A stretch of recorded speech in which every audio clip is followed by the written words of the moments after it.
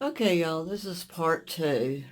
After I explain how you wash your dye toilet paper wash rags, well, these are the ones that I cut up today. These are, so you can see how fresh they look, no rags on them or nothing. This is how you would dry them over in your shower area, hanging up, and you can stack, you can get them like, really close together. You can just really hang a bunch of these up. But this is what they look like after they're washed. They will start getting raggedy. Don't worry about it. I will take scissors and trim it some if they get really bad, but don't worry about it. I mean, they wash fine. I've been using this Ideal for years uh, because I don't really like toilet paper because I'm a lady. And so this is how you would dry your rags.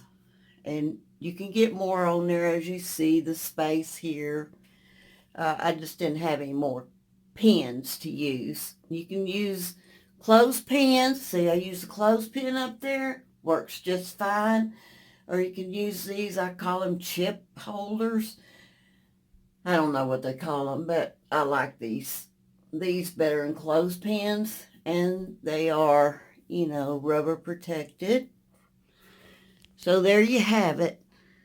So I don't want to hear a bunch of excuses like, I don't have room, I can't do this. I think everybody's got a tub and a shower. If you don't, you can figure it out. I mean, really.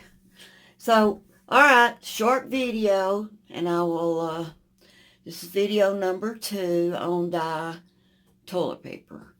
Okay, bye y'all. Here's Senna. He's doing good after his neutering. And it's raining, cloudy out. It's a bad day. I didn't sow my seeds. I might get out there and do them, rake them in, and see how much. It looks pretty green over there, don't it? Sure looks real pretty out there. My husband didn't plant the pecan tree yet either.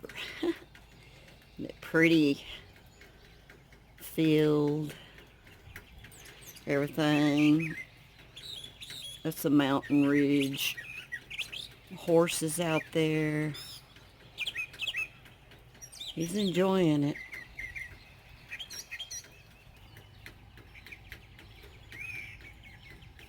Ah, a little too big. See my kitties?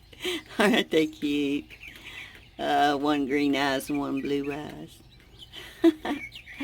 See me squatting? Hi. You'll see my reflection. Okay, y'all. That's it. Bye, y'all.